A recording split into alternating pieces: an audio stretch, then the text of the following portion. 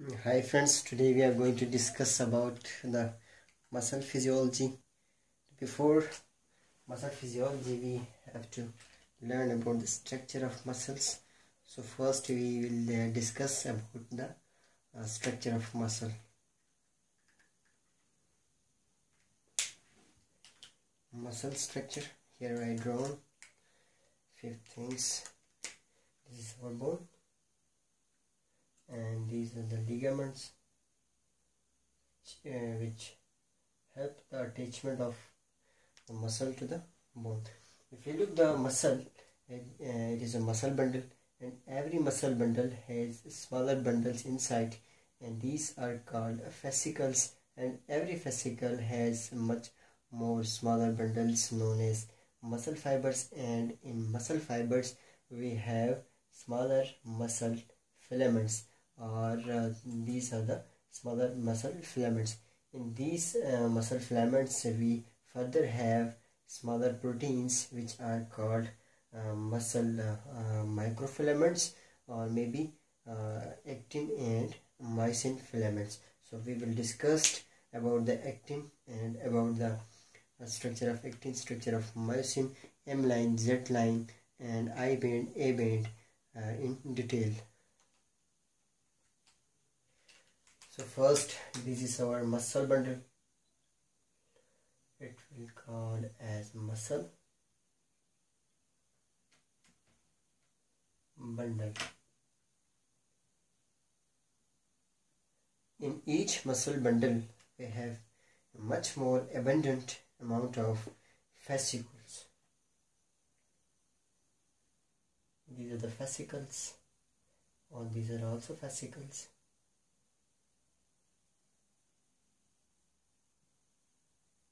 Fascicle. So in every fascicle we further have smaller muscle fibers or muscle cells. These are the muscle fibers.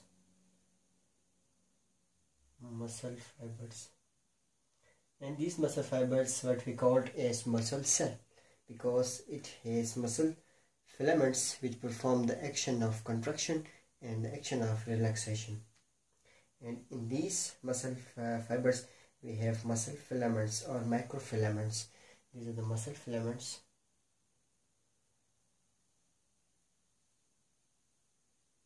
Muscle filaments. And in each muscle filament, if you look, we come to know that and the appearance of the shape of the muscle filament is somewhat like dark bands and somewhat like light bands. These appearance of light and dark is due to the presence of actin and myosin filaments. So I draw the inside section of this muscle filament detail which containing muscle microfilaments. So before we go through the muscle microfilaments, I will describe small about the muscle filaments, muscle fibers and fascia. So if you look that, we come to know that there is a layer or surrounding between these around these muscle muscle filaments, and also we have some structure which is present around this muscle fiber and also around the fascicles, which hold these bundles togetherly, and they help in the consistency of these filaments. So there is a surrounding membrane, and also there is a surrounding membrane around the muscle bundle. So these bundles what we call is mysium, perimysium, endomysium and epimysium. So somebody asked you that what is the outermost covering of the muscle fiber, and give you 3 options, and that is endomysium, perimysium or epimysium. So your answer should be endomysium, because it's the innermost structure, that is muscle fiber, and the covering of the muscle fiber is what we call as endomysium. So here the covering is called endomysium.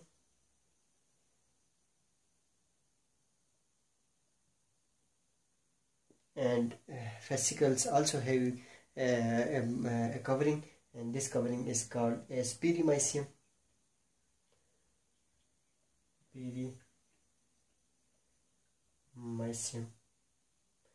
And the outermost cover, which is around the whole muscle bundle, is called as Epimysium.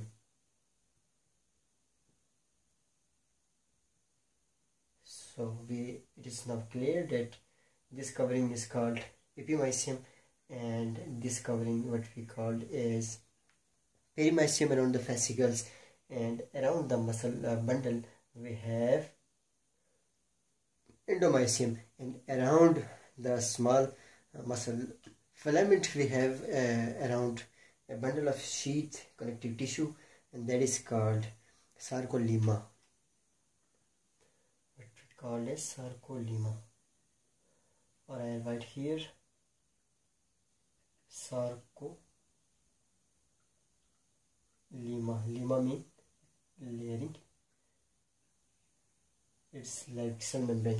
So the muscle filament have sarcolemma, muscle fibers have endomysium, and fascicle has perimysium, and the muscle bundle have epimysiums. So let's begin to describe a muscle filament.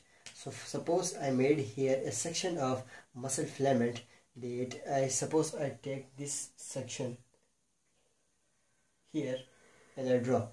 Once I draw here, I come to know that this muscle filament have a smaller bundle of thick and thin filaments, and between the thin and the thick filaments there are certain lines. So here I made two lines.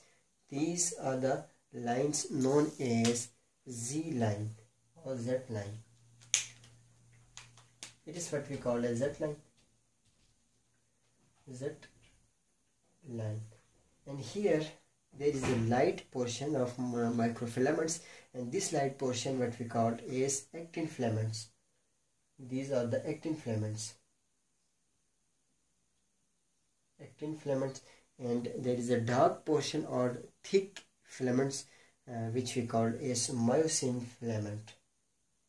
So these what we call as myosin filament.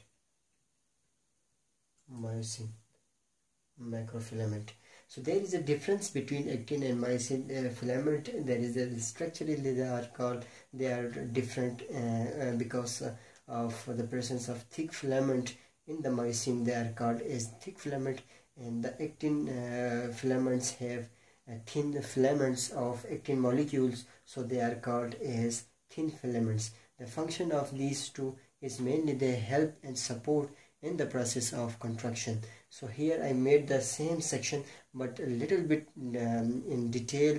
I made two structures. So this is the Z disc or the Z line, and the function of this Z line is mainly to provide support to the attachment of the actin filaments. Here the actin filaments are directly attached to the Z line, and the myosin filaments also attach with the Z line. And here I made a line or a section between which crosses the myosin filament, and this line also have a function that it has the function that it provide strengthening and support for the attachment of the myosin filaments. It is not a single myosin filament, it is two myosin filaments which are attached with this M line. So I will draw a sections that what this section is called, what this portion is called, I will describe.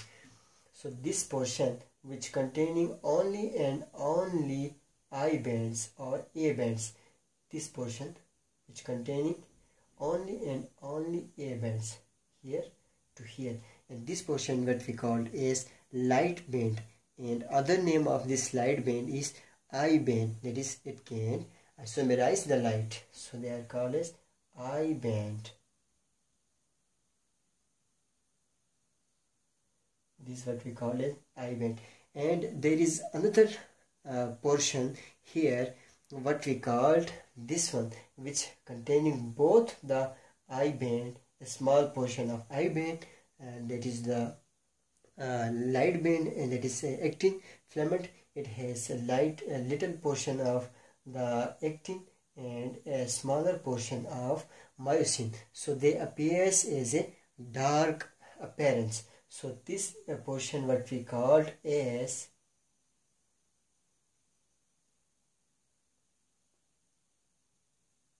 A band, that is dark band, and isotropic band. And there is a line which bisect this A band, what we called as M line. This is what we called M line. M line. And with the line which intersect or in between the I band, it is called as Z line, as I said before. This is what we called Z line. And if you look in detail, further detail, we come to know that there is a portion between the A band which doesn't contain the both of the filaments. It only and only containing the thick filaments. That is, this is the smaller portion which does not containing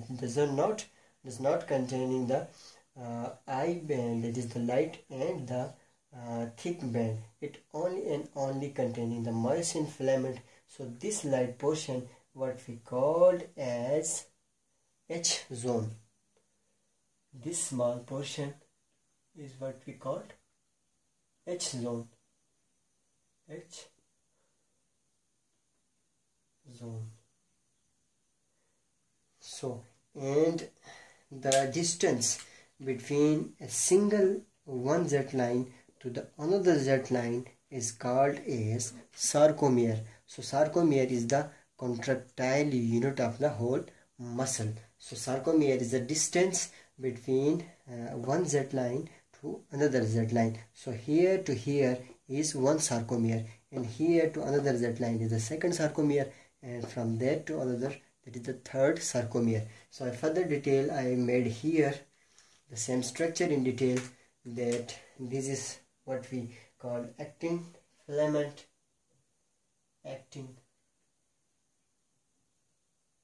filament which attach directly to the Z line, and here I made an M line, and here I made two myosin filaments. One myosin filament head is toward the Z line, and the head of the another myosin is toward the another Z line, and they have the tails which have attachment on the M line. So they are attaching here with the M line. So this M line is specific of the certain proteins which help strengthen and binding support to the myosin filament, and another small protein which provided attachment of the head of myosin with the Z line, and this is what we call as titin. So titin is a special protein which provide flexibility, elasticity, and strengthen to the head of myosin, to the myosin, and it attach the myosin with the Z line. So whole this about the structure of muscles, that the muscle containing the muscle filaments, fascicular muscle fibers, muscle filaments, microfilaments. Microfilaments are all two types, that is actin and myosin. The actin is called light band and myosin is called dark band, and there is a line they are called Z line, and the distance between the Z line what we called A is sarcomere, and there is a line between the A band, that is the dark band, and there is a line, this line is called M line, and the separate zone which only and only containing the myosin is called H zone, and the sector the portion which containing both are A band, and the section which only and only containing the actin filaments they are called as I band. So I will describe further about the structure of actin and myosin.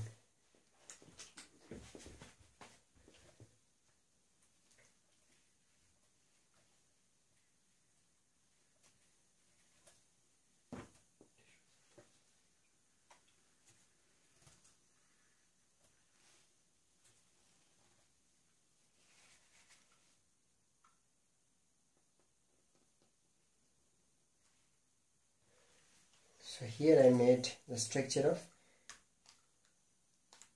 actin and myosin. First of structure of actin and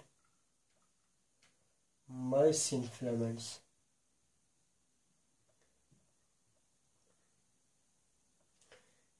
So for example, we suppose that the structure of actin is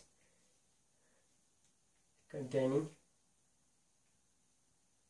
two chain of actin molecules, and these two chains are spiraled or helical around each other. They are spirally helically present around each other, like twisting. They are around each other like this one. And over each actin filament there is a molecule called troponin. Here protein is called troponin. These are the troponin molecules present on the actin filament. And there is another structure, another line, which what we called as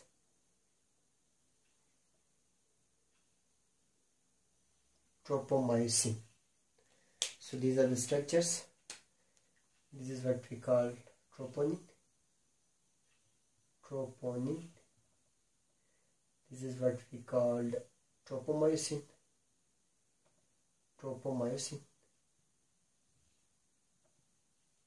And this is what we call actin filament. Actin molecule. If we look at a single molecule of actin, we come to know that a single molecule of actin has a binding site. This is a single portion, a single molecule of actin. It has a special site for the attachment of myosin. Suppose this is the portion which is specified for the attachment of myosin head.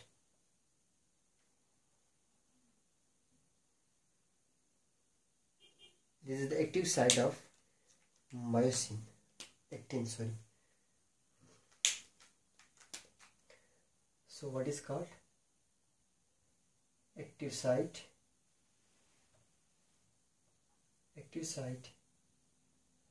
or may simply said that attachment site of attachment.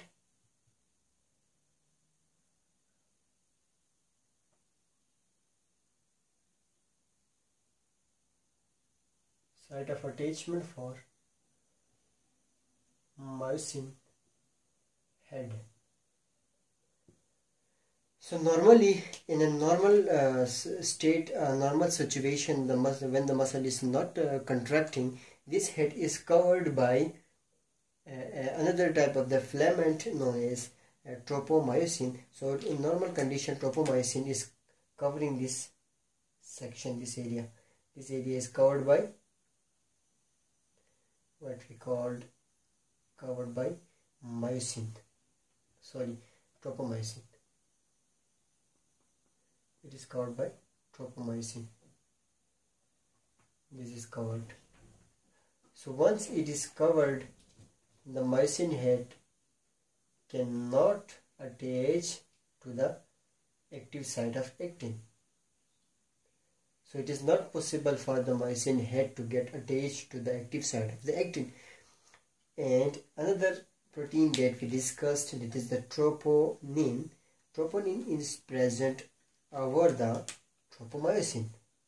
Here is the tropomyosin, and it also have a special binding site.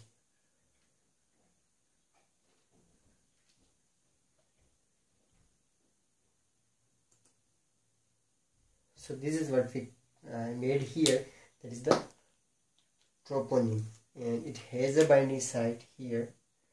This binding site is specialized for calcium. So this is whole about the actin. Now discuss about the myosin. The myosin has a globular head and a tail. For example, this is what the head of myosin, two filaments.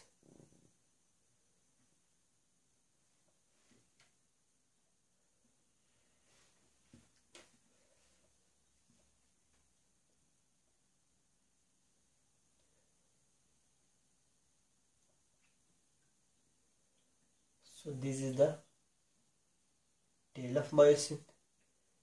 This is the single filament. And the two filaments are around each other. It may be contain three filaments. For convenience, I made just two filaments. So this is the structure of myosin. So this is the myosin head, and this is the tail of myosin. It is head of myosin,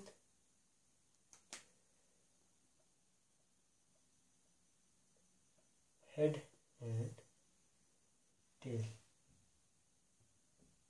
tail of myosin. So the myosin has head, and the head has further two sides, attachment side. The first attachment side here is for the ATP attachment, or maybe with it is for suppose actin, and here is the side what we called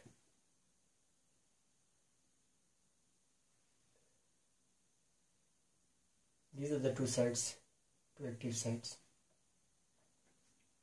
So the single side, the one, this is for the attachment of the head of the myosin with the active side of the actin. So this is called as actin binding site. Actin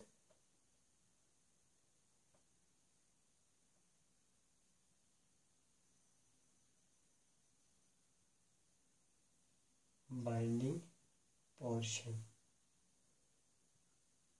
So this is the actin binding portion, and this is what we called as attachment site for the ATP. So it is ATPase binding site. ATPase binding site. So it is ATPase binding site. So here in normal contraction of the physiology process, what happens when in first cases ATP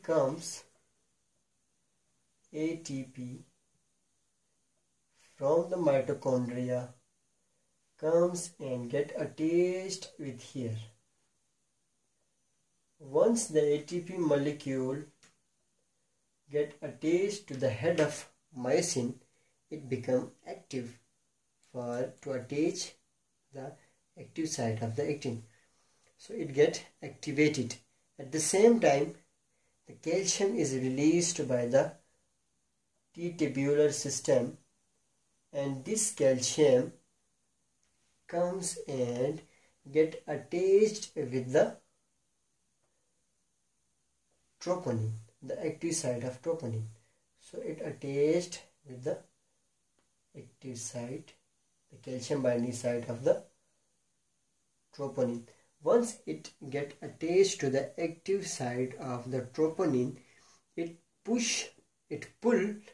the tropomyosin away from the actin head. So what happens, once it get pulled off the tropomyosin, the end become exposed to the myosin head. Once this head is exposed, so what happens? The head of the myosin can easily get attached with the myosin head, actin head. For example, now this is what we call as